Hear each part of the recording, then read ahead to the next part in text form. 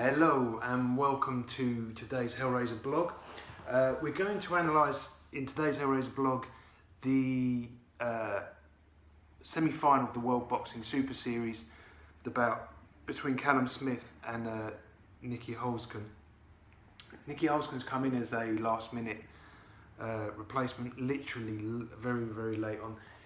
He actually boxed just like a couple of weeks ago in Holland, so he will be in good shape, and actually scored a very good, I mean his best result to date, he scored a stoppage against a decent level Ukrainian boxer, Viktor Polyakov, who got to the quarterfinals of the Athens Olympics, and has scored some good results, but there's different reasons why I think that result doesn't necessarily mean that he's on the level that it would show at first. Firstly, that Polyakov hadn't boxed for almost a year, and boxers, say from Ukraine, I know have a massive problem finding sparring, and he'd been out for a year, and he hasn't got a backer now, he's just sort of basically on the road, so I know he basically probably, if he had any sparring at all, would have been really low level.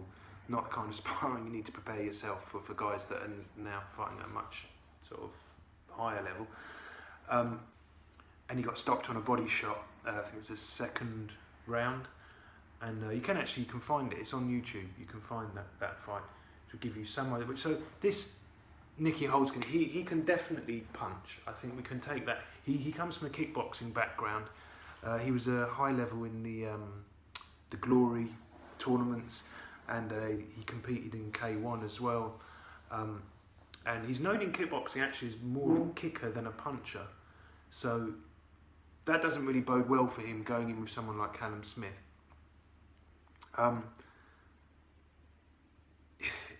When I first heard of this fight, it's just disappointing. It's a bit of an anti-climax because, like I said, they put this massive effort to put this event together, and we now. For me, Eubanks Groves was an anti-climax. I thought the production was first class, was brilliant, but the actual fight, Groves sort of outpointed Eubank, as we know, and he sort of took a decision which was really, it was the right decision, not to gamble, not to get involved, not to take any risks, just keep outboxing him, because he's just winning round after round after round. And it's probably right to do that, and if we think like the last round he manages to dislocate his shoulder, well, maybe if he'd have engaged earlier, that would have happened earlier, and then that might have had an impact on the outcome of the fight. So his tactics was, were spot on, and you can't really criticise, but didn't make for the blockbuster fight that I thought we might get if Groves goes after him a little bit more, because I think Groves would have stopped him. Anyway, so then we hear that Jürgen Bremer is out. I mean, I would heavily favour Callum Smith to beat Jürgen Bremer. Jürgen Bremer's been a good fighter, but I mean his best days were a long time ago, I think. And I think Callum Smith would have beat him fairly handily. Okay, so back to Holzken and what's going to happen in this fight and how can we assess it? Well, Callum Smith I first met as he was a sparring partner. We were looking for sparring for Hassan and Dan and Jikam when I was still am working with the Akaris promotions in Paris, and we needed sparring for Njikam, and Callum Smith sort of suited what we needed, tall guy, and he fitted in very well, gave a really, really good account of himself, and I realised this is a really classy, good level fighter, and I think Callum Smith will go and prove that. I think he's going to surprise a lot of people in his career. He's a quality fighter.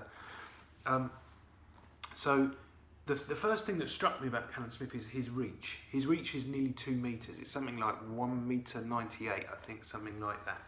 Okay, so we compare that with Holzken's stats. I mean, he's 6 foot tall, so he's 3 inches less in height, and then his reach is 74 inches, which is 88 centimetres, which means basically he's got 10 centimetres in reach to make up, which means that Callum Smith can, if he wants, which I don't think he will do, but if he wants, he can just sit on the back foot and jab him. And this guy's going to have to come forwards if he doesn't come forward, he loses the fight. There's no question about it. I think he loses the fight anyway, but it will register very quickly with him that he can't get anywhere near Callum Smith unless he gambles. And gambles means charging in, basically, coming forwards. I don't think this guy has got the head movement. I've seen some footage of sparring with him and J. Leon Love, who I do rate actually quite highly. He's a good fighter. But you can tell he's sort of struggling to keep pace with J. Leon Love. And I just think boxing-wise, he's going to struggle. He's also got to come forwards. He's quite wide open. I think he's open to the right uppercut. He's actually open to the right hand as well. I don't like his defence. I don't think he's got good enough head movement. Funny, because a lot of kickboxers, they don't really sit down on their shots. They tend to hop about, and even after years of boxing, that seems to be something that really they struggle to get rid of. Well, this guy doesn't hop about so much, but he doesn't sit down on his shots either. And he prefers, again a kickboxing thing, he prefers to block punches on his arms, on his hands, than to slip punches. Well, if you're fighting someone who's taller than you, you have to slip. I mean, my whole career, I can only remember twice boxing someone who had longer arms or was taller than me. If you're blocking on your hands and the other person's got longer reach, you can't counter because they're out of range. You need to be able to come inside to maybe like dummy, feint, wait for the shot to come, slip it, and then counter once you're in close. But this guy doesn't really do that. So it's just a no-brainer. He's got, for me, his only chance he has, because he can definitely punch. He looks to me like he can really hit. Even though he doesn't get as much leverage in his shots as what he possibly could, he clearly has a dig on him. And like I say, the fight I was talking about with Polyakov, Polyakov's a decent fighter, you know, Olympic Games quarter-finalist, not a pushover. And Polyakov actually said to me, I speak to him, he actually said to me he was going there, he expected to win. He was going to you know, to do the business, not just to turn up for his money. And he was genuine. I could tell that's what his intention was. But got caught with a very good body punch, and that was the end of his night. Big difference still to me going to Callum. I really rate Callum Smith. I think he's a good fighter. He's had a bit of a stuttering career, I guess, the last year or so, or leading up to the Super Series, but don't know exactly the reasons for that. But I think if he dispatches, I think it's very much in his favour if he dispatches this guy spectacularly, because we've seen, look, Eubank went and boxed Avni Yildirim, who I don't rate at all. You know, he's not a bad fighter, but he's limited. He's not.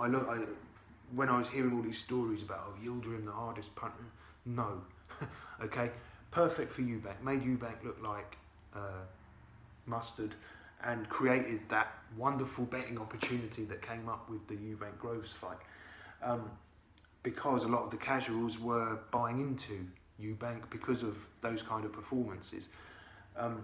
But then now we have Callum Smith. I think he's got a motive to look spectacular. So my prediction, I think early Callum Smith, first 3 rounds.